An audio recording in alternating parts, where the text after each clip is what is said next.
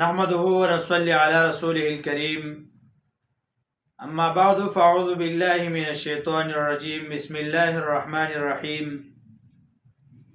قال الله تبارك وتعالى في القرآن المجيد والفرقان الحميد لو أنزلنا هذا القرآن على جبل لرأيته خاشعا متصدعا من خشية الله صدق الله العظيم. وقال رسول الله صلى الله عليه وسلم أشراف أمتي حملة القرآن وأصحاب الليل إن الله وملائكته يصلون على النبي يا أيها الذين آمنوا صلوا عليه وسلموا تسليما.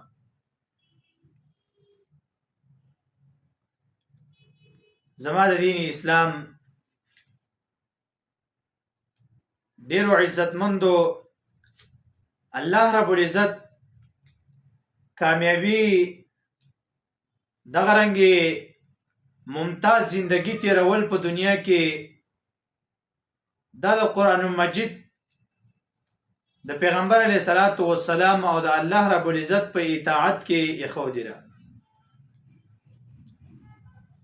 د قرآن مجید د احکام او تابعداري کول دغه رنګه د الله رب العزت د احکام او تابعداري کول دا کامیابی ده، دا ممتاز زندگی ده. قرآن مجید دا زمونږ د زندګۍ دپاره دا یو آیین دی او چې کوم یو کس دغه آیین فالو کوي، کوم یو کس د دغه آیین مطابق زندگی په دنیا کې تیری، نو هغه خلکو ته تاسو وګورئ څومره الله رب العزت یو عظیمه درجه ورکړې ده. حضرت عمر فاروق رضی الله تعالی عنه هغه یو عام انسانو، اول تر دې دومره داسې انسانو چې خپل پلار به پې ګړی او بزیم نه ساتلی، داسې انسانو. لیکن کله چې الله رب العزت ته ایمان نصیب که او د قرآن مجید او د پیغمبر علیه الصلاۃ والسلام دغه رنګ د آیین مطابق خپل زندگی تیره کړه، نو هغه حضرت عمر فاروق بیا په دنیا باندې بچایي وکړه. خلک دغه آیین نن سبا فالو کوي. د پولیس سیستم دا د حضرت عمر فاروق رضی الله تعالی عنه دور کې راوتلی و. دغه رنګ د جاسوسۍ دا قانون در حضرت عمر فاروق رضی الله تعالی عنہ دور کې ایجاد شوی دی. دا سیستم، دا خانه، دا سیستم دا د حضرت عمر فاروق رضی الله تعالی عنہ دور کې ایجاد شوی دی. نو ګوره لاول حضرت عمر فاروق رضی الله تعالی عنہ وای ما باندې بچا ګړی او بزیم نه ساتلی، به هغه حضرت عمر فاروق رضی الله تعالی عنہ چې کله ایمان راوړ نو به په دنیا باندې دغه حکمرانی و، په دنیا باندې دغه بادشاہي و.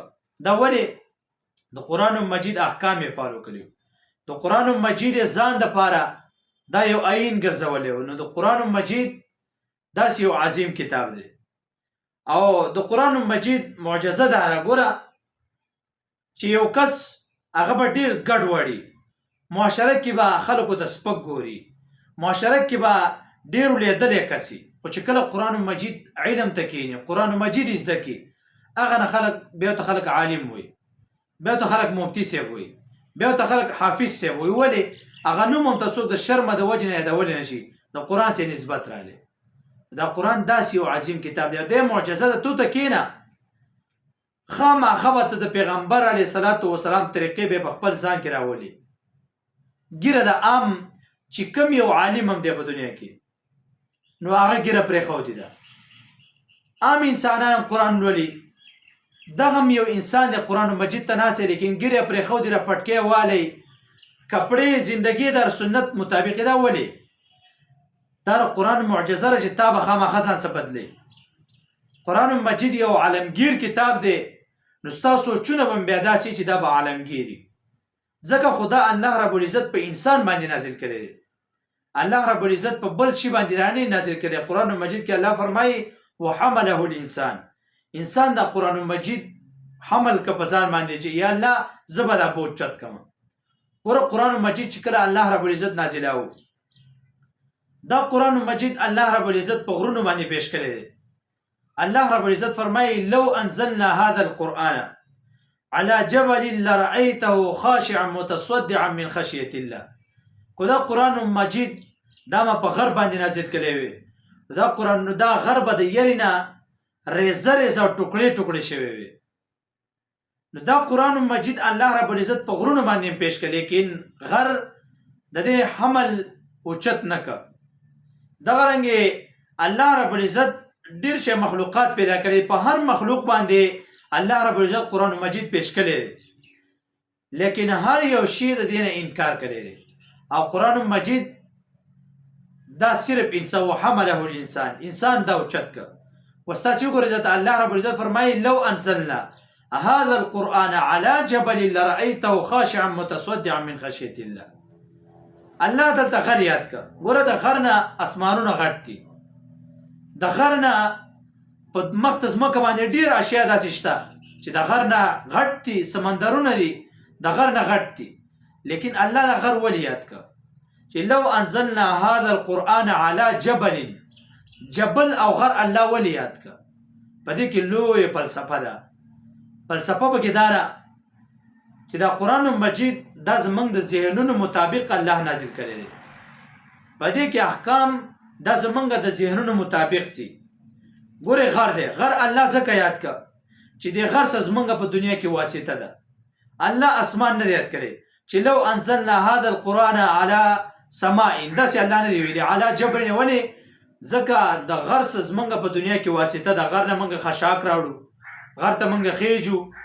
غر یو غټ باډي ده، موږ په دنیا کې اینو. نو ځکه الله رب العزت غر یاد کړ چې دا د انسان د ذهن مطابق مثال دی.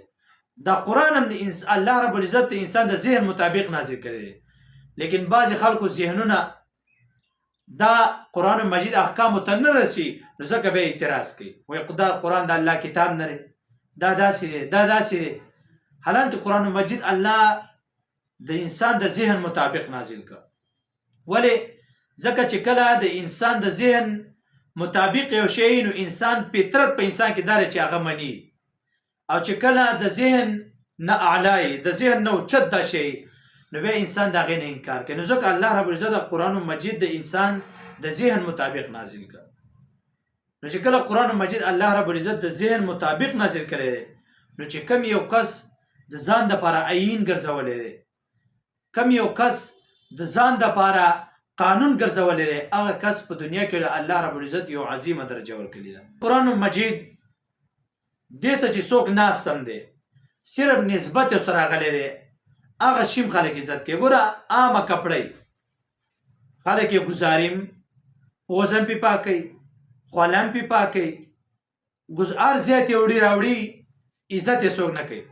خو چې کله د دغه کپړې نسبت د قرآن مجید سره راشي، خلک ته دغه رنګې کور جوړ کړي د قرآن مجید دپاره، نو خلک یې بیا څومره عزت کوي. لکه دا قرآن مجید کڅوړه ده، دا قرآن مجید کور دی، بېځایه مه ګزاره. خلک یې څوک راوړي، څوک یې ښکل کړي، څوک یې په تنزله پسې ونیسي، څوک یې په تندي پسې ونیسي. دا ولې؟ دا د قرآن مجید سره نسبت راغلی دی. دقه رنګې عرب عام تخته ده، عام یو ډکی دی، خلک یې سیزي، خلک یې ګزاري، ګډ هر ځای په نالو کې پروت دي. خو چې کله د دغه ډکې نسبت د قرآن مجید سره چې خلک یې پټۍ جوړه کړي، ریل ته جوړ کړي، نو بیا خلک د هغې د پاس هم نه وړي. ولې؟ ولکه د قرآن مجید ریل دی، بېادبي دې قرآن وکړه. نو داسې یو عظیم کتاب دی. دې د وجې نه په دنیا کې څلور اشیا داسې دي، څلور چې دا یقیني سړی بدلی. خو ته وایې چې ما ځان ته نه بدلی، خو چې دغه څلور شیونه دي لاس ورکړه، نسبت دې سره راوستل، نو خامخا به ته بدلېږي.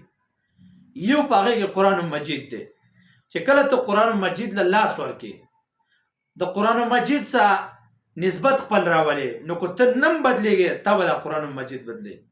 په تا کې به داسې یو شعور پیدا کوي، داسې یو عقل به کې پیدا کوي چې دا خلک دا څه کوي، دا خلک دا په کوم باندې روان دي. دې د وجې نه قرآن مجید لاس ورکول، د قرآن مجید تلاوت کول دا انتهایی عظیم الشان عمل دی. ځکه پیغمبر علیه الصلاۃ والسلام تشریف فرماو په دې کې یو صحابي دې کې یو کس دا دوه اوښانې راوستې او دغه رنګې ښایسته اوښانې وي. دوه اوښې یې راوستې ډېرې زبردست او ښایسته شکل والا وي. صحابه وفرمایل یا رسول الله نحن نحب، مونږ خو هر یو کس دا غواړو. پیغمبر علیه الصلاۃ والسلام ته وفرمایل آیا تاسو تر دې نه زه بهتر شی نه ښیم چې دې نه کې دې نه به ښایسته وي چې تاسو دا صدقه کړئ دې نه الله رب العزت زیات ثواب درکړي. نو ویې فرمایل یو قرآن مجید آیات دا یو اوښې نه غوره دی. دوه قرآن مجید آیاتونه تلاوت کول دا دوه اوښو نه غوره دي.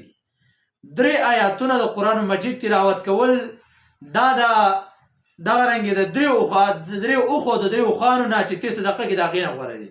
دغه شرط دی پورته ځه. به هر حال یو آیات د قرآن مجید د دنیا و ما فیها نه بهتر دی. د دنیا و ما فیها نه د قرآن مجید آیاتونه بهتر دي. دا داسې یو عظیم کتاب دی. د یو حرف مختلفې معناګانې شي. حضرت عمر فاروق رضی الله تعالی عنه وی فرمایل که زه صرف د سورة بقرې تفسیر ولیکمه، زه صرف د سورة بقرې دغه رنګې کم چې فضایل دي، کم چې احکامات دي، کم مسائل ترې راوځي هغه ولیکم، نو 100 اوښان به دغه پاڼې دغه کتابونه به ونیسي. دې کې دومره علم دی. تر د اوس وخته پورې د 300 نه زیات د 3 لکو نه زیات تفاسیر د قرآن مجید لیکلی شوي دي. د 3 لکو نه سوا دا داسې کتاب دی. حالانکه بیا هم خلک لګیا دی تفاسیر لیکي خو لیکن د قرآن مجید هغه مقصد ته خلک لا اوسه پورې ځینې چا ځان ورساوه لګیا دي محنت کوي تفاسیر لیکي مسایل ترې راوباسي د وخت موافق ته مسایل راوباسي. دا داسې کتاب دی. نو دا یقینا سړی بدلی. نو یو شی دا قرآن مجید دی چې سړی بدلی. دا تمام علوم چې په دنیا کې دي کو اصول فقه ده که فقه ده دغه رنګې که اصول حدیث دی که حدیث دی که منطق دی دغه رنګې که فصاحت دی بلاغت دی بدیع دی که دا تمام علوم په دنیا کې دي دا صرف او صرف د قرآن مجید دپاره دی. نو دا داسې یو عظیم کتاب دی. ګوره د قرآن مجید یو آیات صرف بسم الله الرحمن الرحیم د دې دومره ډېر فضایل دي، دومره ډېر فضایل. که سړی په دې باندې کتابونه لیکي نو زندگی به یې ختمه شي. لیکن په دې باندې فضایل او د دې په مسایل او په احکامو باندې هم کتابونه لیکلی شوي دي. خلک یې پرې لیکي او لګیا دي. صرف دا یو آیات دی. تاسو وګورئ قرآن مجید صرف 3 مضمون په دې کې ذکر کېږي. 3 مضامین قرآن مجید کې ذکر کېږي. یو قرآن مجید بحث کوي د توحید نه چې الله رب العزت یو دی، د الله سره څوک شریک نشته، د الله بچی نشته، الله له مرګ نه راضي، الله باندې خوب نه راضي. توحید بحث پکې کېږي. یو توحید دی. دویم پکې د رسالت بحث کېږي چې ما پیغمبران درلېږلي دي، دا زما نبی دی، د ده خبره ومنئ، په دې کې کامیابي ده. د رسالت پکې ذکر کېږي. او دریم په قرآن مجید کې بحث بعد الموت ذکر کېږي چې دا زندگی ختمېدونکې ده، یوه زندگی را روانه ده، حساب کتاب به کېږي، جنتونه دي، دوزخونه دي، دغه رنګې فرشتې دي. دا تمام دا 3 شیونه په دې قرآن مجید کې دا بیانېږي. او دغه 3 مضامین د قرآن مجید ټوټل خلاصه دا به بسم الله دا په سورة فاتحه کې ده. ځکه سورة فاتحه کې 3 اشیاء نه بحث کېږي. یو د توحید نه، یو د رسالت نه، یو د بعث بعد الموت نه. اوس سورة فاتحه دا تمام قرآن مجید خلاصه ده.